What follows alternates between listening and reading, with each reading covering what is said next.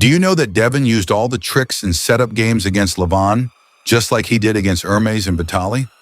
He managed to crack Vitali's and Hermes' hands back pretty easily, but even after doing all that, Levan still steamrolled him. How did Levan do that? Curious? Hey guys, welcome back to Table Torque. Devon is the master of the setup. As you all know, getting an advantage in the setup lets you maximize your power and take your opponent's wrist. Devon always fights in the setup when he feels like his opponent's hand is a threat. So first of all, we need to study how Devon gains advantage in the setup. It basically comes down to two things: height and depth. We need to understand each of these terms. So height simply means how radially deviated you are, or how high your cup is on your opponent's thumb knuckle. If you are facing a top brawler, the first priority is to take your opponent's wrist. For that, you need to attack their cup using your pronation, and at the same time, you need to protect your own cup by never letting your wrist get extended by their pronation. So you need a strong pronator to crack their wrist and a strong cup to keep your flexion and neutralize their pronation power. For that, you need to train your pronator and your cup. That's how your top roll gets stronger. But you may have faced some guys whose hands are just so hard to top roll. In that situation, you can't take their wrist in a fair grip. You need to take advantage. You need to apply pressure at the very end of their hand. You need to make their hand vulnerable. That is why fighting in the straps is important. So the first thing is hand height, or radial deviation. So this is a radially deviated hand, or a rised up hand. And this is an ulnar deviated position, or a rise down position. You may have seen people doing back pressure on a cable. This is how everyone trains back pressure. Everyone applies pressure to the back on a vector perpendicular to this vertical line we drew here. Now check these ulnar deviated hands. Their finger plane is parallel to this vertical line, and the back pressure is going straight into these fingers, thereby easily cracking the wrist. A low hand top roll always keeps your wrist vulnerable. When your hand is raised up, you are essentially protecting your wrist, so it is very important that you are the one in this position, and you need to make sure your opponent is in this weak hand position. That is the importance of height. Now we come to depth. Depth is very important in arm wrestling. If you have been arm wrestling for at least 3 years, you may have gripped up with at least 100 different hands. And I will tell you one thing, while gripping each of those hands, the amount of reach your fingers get around your opponent's thumb pad will be different. And one thing you must have noticed is that whichever hand you were able to cover less, that hand probably cracked your wrist. The idea is simple. You always need to make sure you are holding on to their hand, not their thumb. Sometimes when you face guys who are a weight class above you, it's impossible to hold on to their hand, even if you try, because their whole anatomy is different. They have more volume in their hand, and you find it hard to cover them fully. So that is what depth means. For getting maximum advantage in the setup, you need both height and depth. But that is very unlikely to happen because referees always try to start a match in a fair grip. But it is your skill to do things in the straps without them getting noticed, while at the same time countering your opponent's strap game. So depending on each match, the significance of height and depth changes. I'll show some of Devon's matches and give examples. Here in the match against Hermes, Devon is emphasizing more on height than depth, and then he pulls a low hand top roll. Whenever someone emphasizes on depth, they go deep into the opponent's pronator, like how hook pullers set up. They don't care much about the opponent's cup. Unless it's high hook, every hook puts maximum efforts in rotating the pronator in, so their main target is blocking the action of pronation.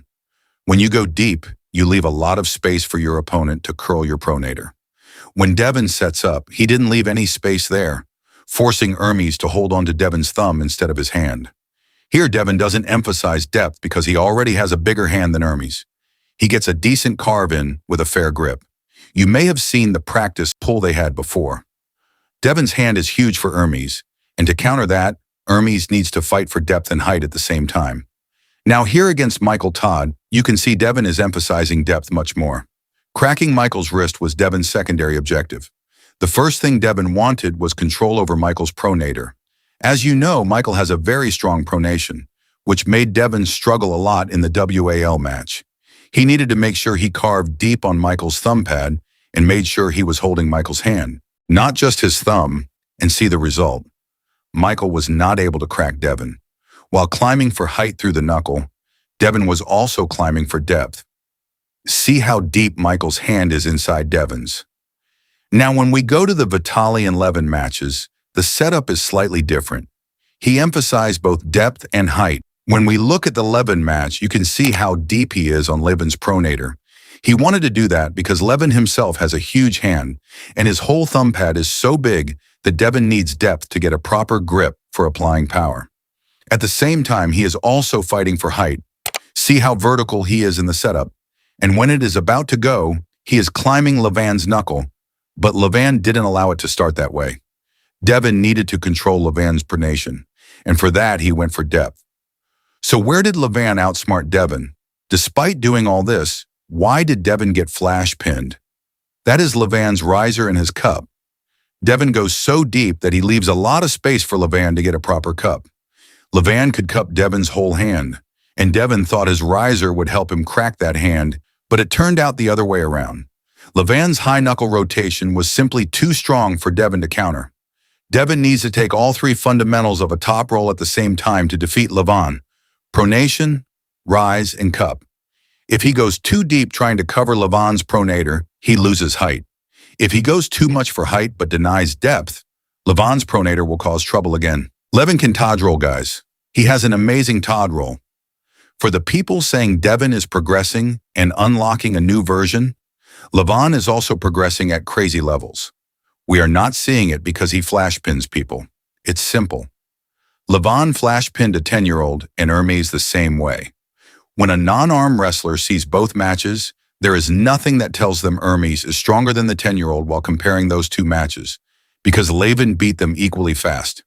People thought after the wrist injury Levan's hand would get cracked, but they were wrong. We thought Hermes stopped Levan badly in the first match, so the much stronger version of Hermes would do even better. And seemingly, it was 2 times worse for Hermes.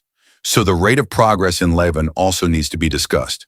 And for people saying Levan is smaller now, give him 3 months and he will get back to his peak again. It's not a big deal for him. Levan is way smarter than people think. He isn't just a strong guy. And just like how serious Devon is about the third rematch, Levan will also take that match seriously. And for people who say Devon got 16 months, Levan also got 16 months. But my mind says, like the first 2 matches, it won't be all flash pins. Devon will get that legit stop, and let's see what happens next. That's all for today. Share your thoughts, consider subscribing, and see you later. I think that this is the long-term target. I believe it might be quite some time, which I'm not in a rush to do, and I think it's probably best that we really set it up perfectly because I like, in life, would you rather hit a million triples or 1 home run, It's about that home run. It's about that perfect match, that perfect victory, and Levan represents the biggest target, the biggest win. So yeah, I'm honing my life for the next attempt at that.